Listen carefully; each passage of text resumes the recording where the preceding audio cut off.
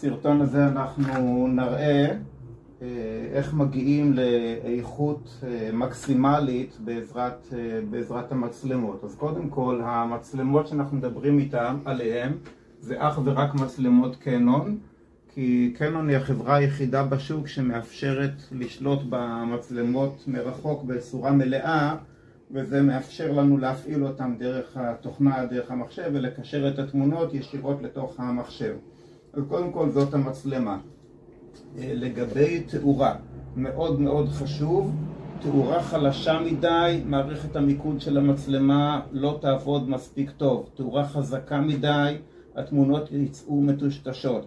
התאורה חייבת להיות מתאימה. אנחנו צריכים לבנות לעצמנו חדר אור. אחרי הרבה ניסיונות והרבה המסקנה שהגענו אליהם שהכי טוב, התאורה הכי טובה הם מנורות 20 ואט, זה מנורות של 60 סנטימטר, סטנדרטיות, עולות, לא יודע, 20-30 שקל בכל חנות. אני שמתי פה 2, אבל מספיקה גם מנורה אחת כזאתי. מנורות בצבע לבן, שנקרא 6500K.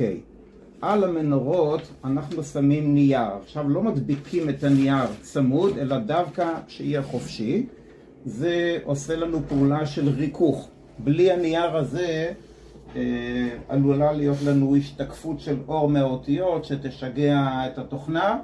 פשוט הנייר הוא לא מחליש את האור, אבל הוא מאוד מאוד מפזר אותו וגורם לתאורה אחידה. אז כשיש לי פה 20 או 40 ואט בכל אחד מהצדדים של המצלמה, בסך הכל יש לי פה כרגע 80 ואט של אור שהם מאוד מאוד קרובים, זה 40 סנטימטר מכל צד של המצלמה. את המנורות שמים כלפי האמצע, באמצע הגובה שבין המצלמה לשולחן, פחות או יותר. בואו נראה איך אנחנו עכשיו מכוונים את המצלמה עצמה. אז אנחנו ניכנס לתוך מסך הצילום שלנו, נקבל את האור כדי שיראו פה יותר טוב.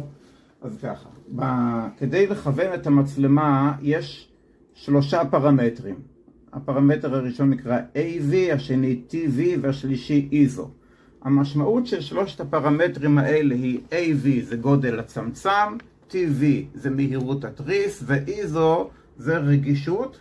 נסביר את המשמעות של כל אחד ואיך משתמשים בזה. כדי שהתמונה תצא חדה, צריך הצמצם להיות כמה שיותר קטן. לא נסביר כרגע בדיוק מדוע, אבל היחס הוא הפוך. זאת אומרת, ככל שהמספר פה יותר גדול, החור של הצמצם יותר קטן והתמונה תהיה יותר חדה.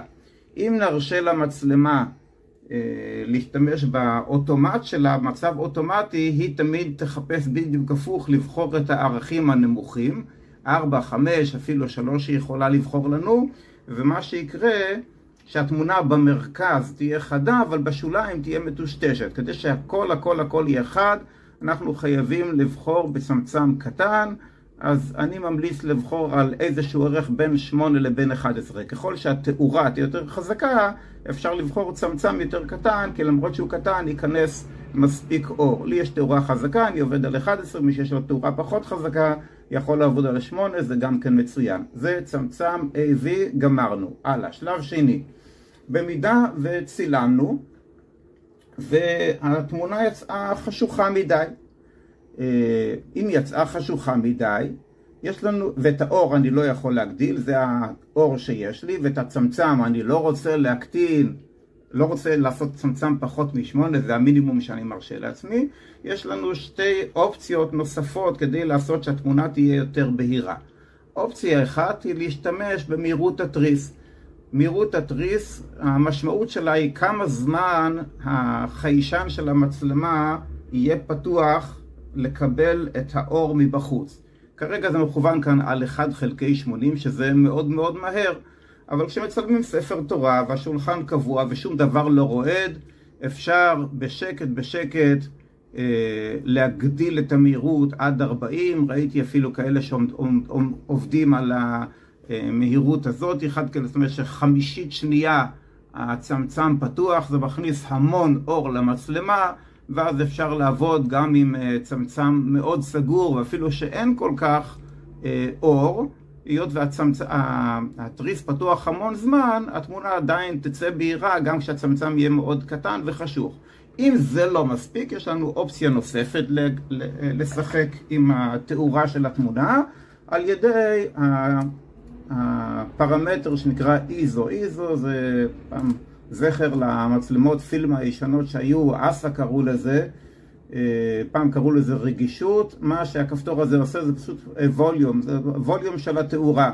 ככל שדוחפים פה מספר יותר גדול, הוא פשוט נותן הגברה יותר גדולה. לא כדאי עם הכפתור הזה להגזים, בגלל שהגברה גדולה מדי גורמת לגרעיניות. זה מתחילות להופיע בתמונה נקודות שחורות, המון נקודות קטנות שחורות.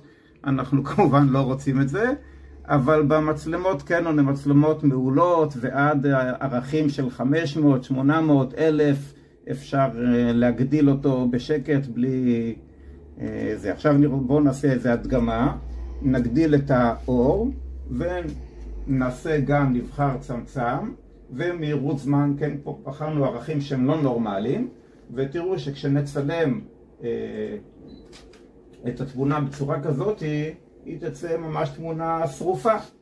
כן, נתנו פה יותר מדי אור, אז נתנו גם צמצם גדול, גם מהירות תריס גדולה, גם הרבה הגברה. אם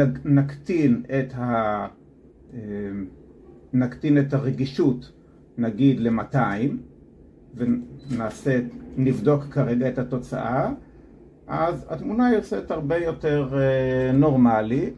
אני יכול עדיין להקטין את הצמצם, כי זה מה שאני רוצה, כן? ולבדוק ככה.